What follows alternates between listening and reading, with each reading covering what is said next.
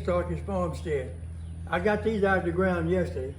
I haven't repotted them, and they kind of wilted, but I'll bring them back.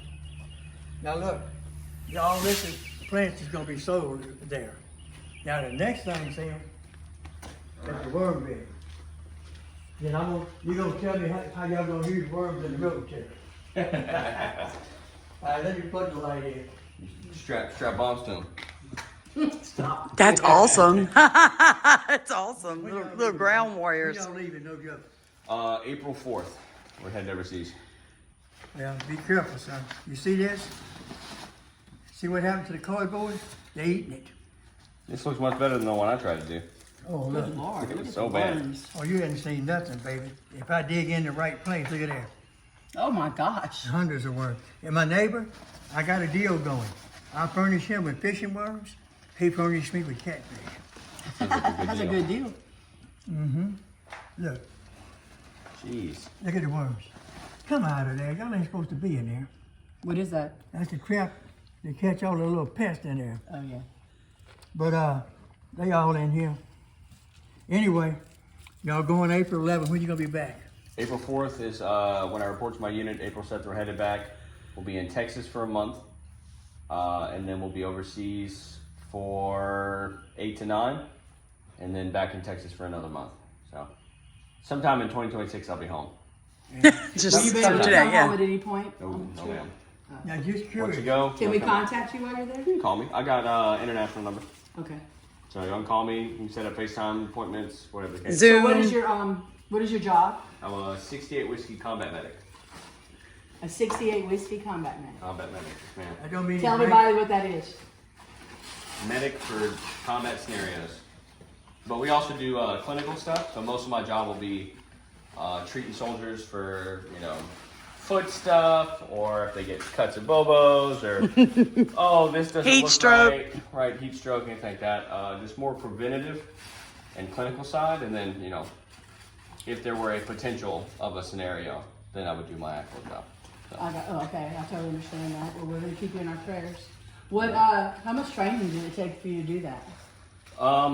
Basic training was 8.5 weeks, which every soldier goes through in the Army, and then medical school was 4.5 months, and that covered EMT. So I got my EMTB in the first half, and then the second half you do the rest of your combat medic training, and then there's a recert every year for CPR, and then your combat medic, to be certified as a combat medic and an EMT, you go every 2 years, I believe. So. Well, didn't you also take it in college? Well, I was gonna do kinesiology, but college wasn't the best at it the first time around. Oh, I understand. Bubbles doing his thing. Tell me, man. Are you asking? Okay.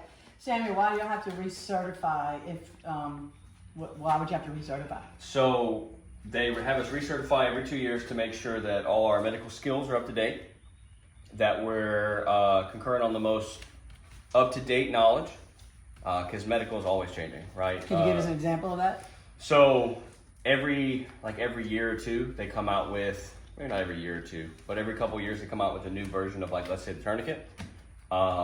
They make the windlass a little bigger or a little bit smaller, or they make the strap of a different material. Oh, okay. And they're always advancing medical knowledge. So the more they advance, the more they come up with, the more we put out new equipment.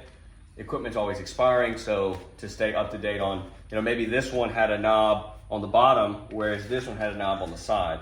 That could mean the difference between life and death if you don't know where the knob is, how the knob works. True. So everything we get, we have to make sure we're up to date on the knowledge. Certified on it. Yeah. Now, what about your chaplain?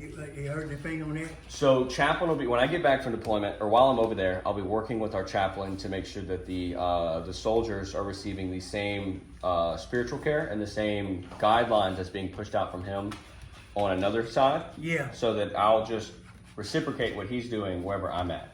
So just kind of coordinate with the chaplain, work there, and then when I get home, I'll have a year left on my contract.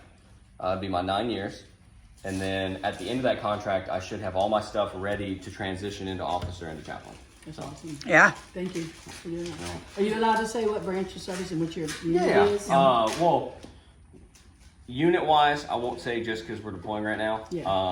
But just, United States Army, National Guard. It's just our routine every 4 to 6 year deployment. So it's nothing crazy, nothing serious. Just Amen. Right. We Definitely clear operate that from- up. Let people know there's nothing It's- crazy it's going the on same you don't thing know that about. Every single unit, every single group, really every single unit in all armed forces goes through. There's a deployment period, there's a deployment process to get people trained in active duty standing, active duty lifestyle, so that people are, they don't get lazy, they don't get set in stone on this is a once a month, a once every 2 weeks, is to get them, this is a real job and it's what we do.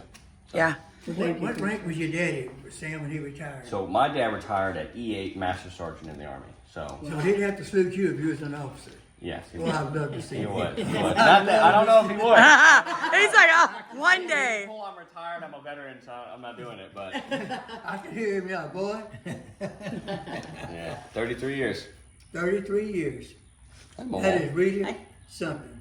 Yep. Anyway, Toe. I'm proud of you, son. Me too. Just be safe and come home. Did you get Yes, yours? sir, we'll do. No, but I And probably like will. always say, you know what, man. I gotta pay him by April Always. 5th. Yes, sir. Y'all got my number. I'll be able to stay in contact while I'm over there. See, don't make me have to come over there and get you. Because Grandpa will. I And know. he'll stop as he lives in New Zealand. Yeah, I know. And on the way out of the U.S., he'll see Savannah and Seattle. And on the way in, he'll see Nathan in Florida. All right, we're done.